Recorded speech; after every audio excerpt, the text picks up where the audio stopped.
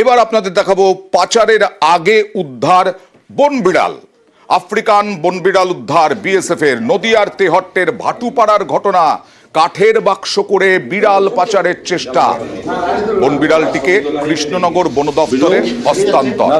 কথা বলবো প্রতিনিধি সমীরের সঙ্গে। সমীর, কোথা থেকে এলো?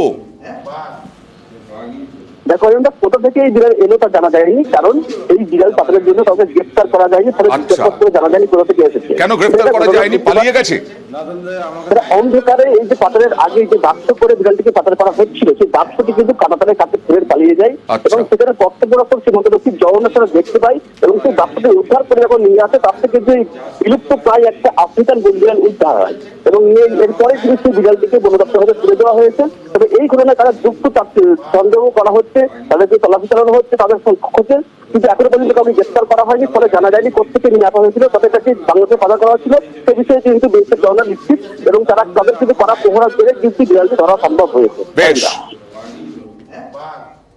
বারবার বন্যপ্রাণ বাইরে চলে আসছে।